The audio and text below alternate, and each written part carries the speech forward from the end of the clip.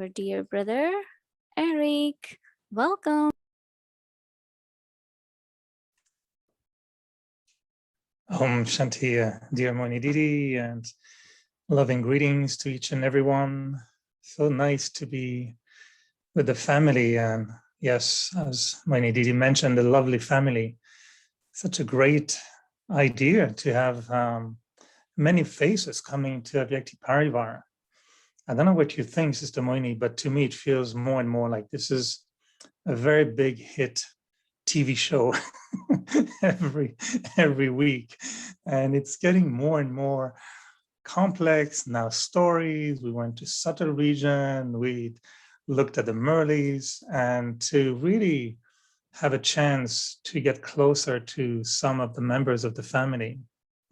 I know Rita, of course, and Julia, not so well, although we've been so many decades in the same family, but it's a beautiful way to get to know those angels.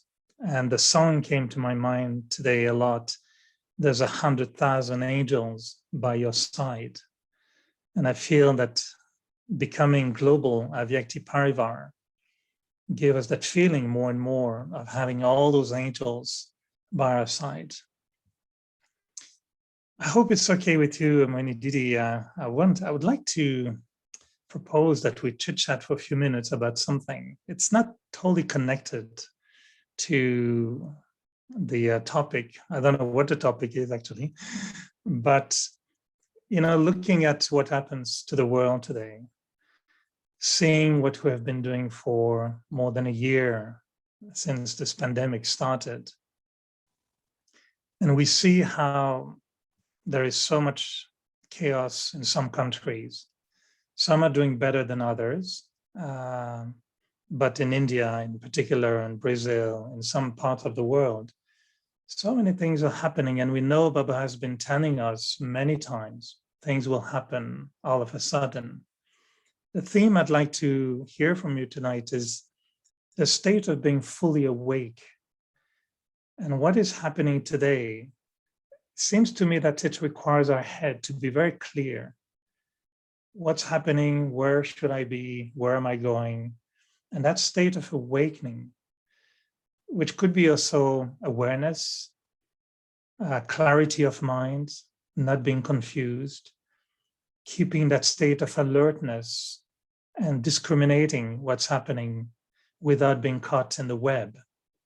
And I'd love to hear from you in terms of how to keep your stage so clear, because I think Baba needs our elevated stage to respond to the situation of the world.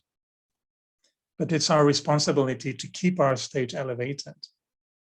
We will do so with self-sovereignty in 31 days, which is it seems to me like a new yoga exercise. Keep your self-sovereignty in 31 steps. I'm looking forward to that dance. So what is your experience of keeping your state of awareness so awake and yet not getting entangled into the web of what's happening? It's a long question. Huh?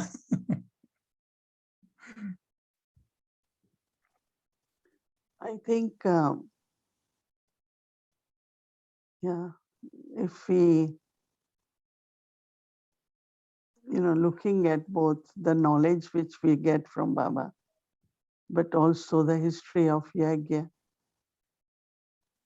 I remind myself of Brahma Baba always, that how whatever was happening, not only in the world, but also those who came to Baba, the mothers, the children, and how there was so much opposition.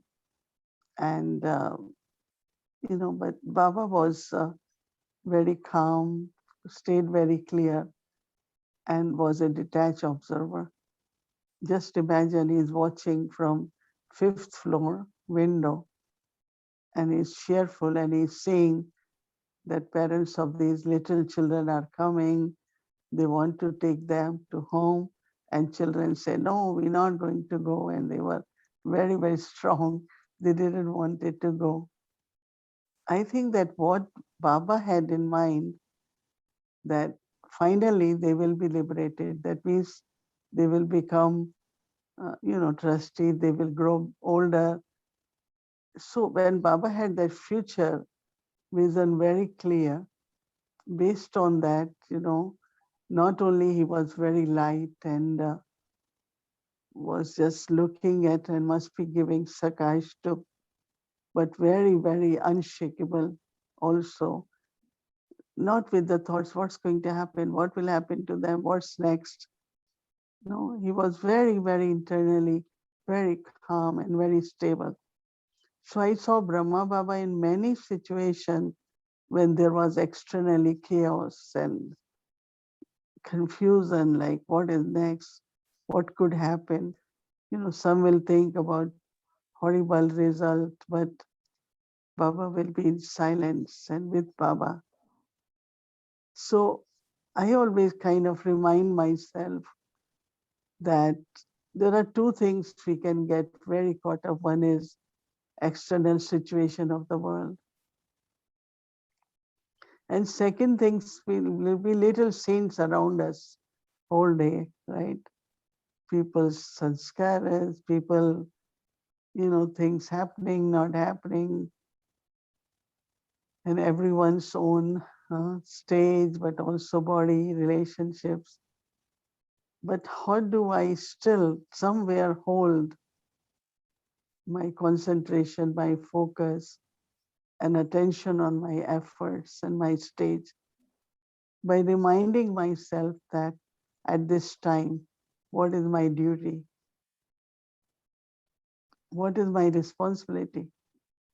And if as an instrument, I have to have such pure, stable, and very, very good energy that whatever task I am responsible for, whether taking care of yagya or family or even a Vyakti Parivar, we thought, we will end when this COVID will end, but we get so many, as soon as 1 month is about to finish, I get so many emails, please continue, please continue. Because this has become like every evening in golden age we will be meeting. So as interestingly, and it has become like, as Baba said in the Murli, say godly family, unlimited family, and world family, and we all study in same university. So it's really very then has become like part of our day. That evening we must meet the family. So then I said, okay, what I always think now another month is coming. So I have to start thinking 2 months before so that, so I had this thought that about story of immortality, why there is a big background, that why we spend so much time on that. But that I won't take. But what I'm saying, looking at outside situations, what I have done that whatever used to kind of pull my intellect more, because I could kind of knew what next could happen politically, economically, so because I could guess, so you start thinking on that. And I didn't want it to. I just said, Baba has said all this will happen. So I blocked those kinds of news. I said, no, not this news.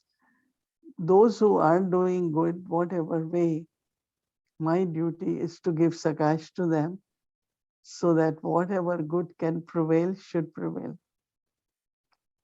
But then on other side, it's not just we are talking about general situation, but even within our Brahmin family, now you hear it, so many main ones in hospital, so many main ones are, getting sick. And so I think that, Thursday's message was very clear.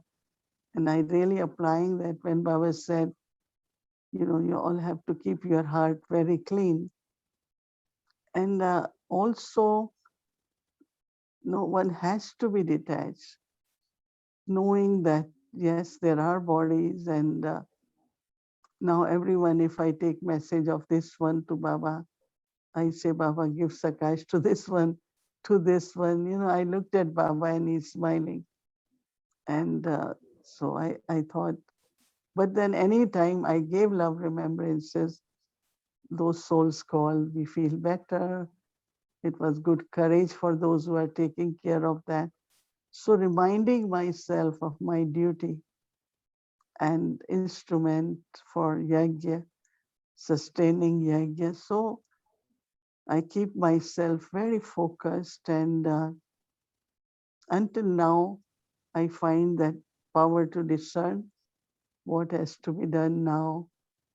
We are such a big organization worldwide, but in USA also, it's quite big, and we have to help souls at all the centers to give them guidelines about opening of centers. And today we were talking a lot about how much some medical supplies everyone should have.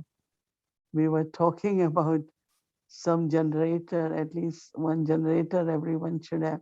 So on one side, you have to do what is worldly and physical to kind of sustain the yajna, support the yajna, and feel that family should feel that we are sharing the care in some way or other. So listening to them and supporting them in all, even physical ways, saying, okay, we all are together, we can share. And so I think that feeling that taking that responsibility not as burden, but I enjoy it, and I'm very happy that I can use the body for service, whether it's an unlimited way or even locally or even nationally on the region, in whatever I can do. So keeping focus, being with Baba, not getting influenced, and keeping my heart clean, and very, very just, very generous. At least, okay, tell what you want, and then whatever way we could help, we are able to help. Right. You're using the word discrimination, or being able to discern clearly the situation and what is our inner state. I was using the word so awake because I'm wondering if, as a family, we are awake enough. I don't know how to say in English, awakened enough, or are we awake enough? Are we still sleeping a little bit? Because it seems like Baba has told us that the stage, the quality of the stage, will be able to really accomplish something. And I'm wondering if this journey we're going to enter with this story of immortality is also to be more awake in terms of how amazing I am as a soul, how amazing the family is, about everything, we know that. But when that state of awareness is fully clear, don't you think that this is how we can really contribute even more? And that we should renounce a little bit whatever keep us asleep a little bit in our comfort or in our little stories. Or I mean, people in the world watch Netflix all the time. I think we're watching our Baba flicks all the time. And this is very good. But we should stay awake, not fall asleep whilst watching. Yeah, it's like not waste, be careless and then waste thoughts. And I really don't let even few thoughts waste. I said, oh, I can use it somewhere. I can use for myself. I can, so yes, fully awake, but also, you know, like we are, it's like we are also frontliners, right? Because even just few words of hope, few good words, it really, really helps everyone.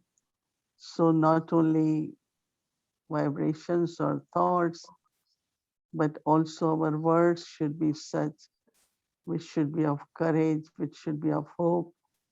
But all this really comes again to remind ourselves of what Baba is teaching us, what Baba is telling us. So I am becoming, but also with becoming, also sharing that, through thoughts, words, and actions. So I feel it's more awake, but also sense of responsibility as Baba's children, what we have been given in whatever way Baba is sharing blessings, we share those blessings with others also. Mm. So we'll be hearing also about your journey. I'm sure the next few weeks, your own journey of immortality, and you also were, not really a seeker, but you found very quickly the treasure. Some spend their whole life seeking, but I think you found right away. So it was not a long, search for you. And happy that you are here to guide us also in finding our treasures. So we look forward to spend the next few weeks in that beautiful story of ours. And again, really acknowledging all the efforts from all the sisters. I know you've had so much help, not just from Rita and Julia, but also Avyakti Parivar teams, the translation now in 9 languages.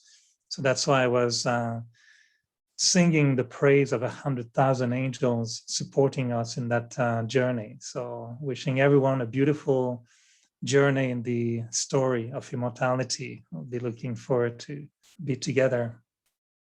So seeking in the form of wandering ends, but in form of learning continues. Mm. So one of I find, because if I want to learn, like when I was listening, when they started, the first step, I was really taking first step, or take me back also when I took that first step. So we have to experience the story of immortality so that it emerges in us also, not only what we experience, but also our final destination, right? Anyway, thank you very much, brother Eric. And Thank you. And you'll find me in the book too. yeah, We all meet somewhere between the lines and between the pages. So yeah, thank you, Mohini Didi, and good yeah. night, everyone. I started listening. I really liked it. Okay, good night. Good night.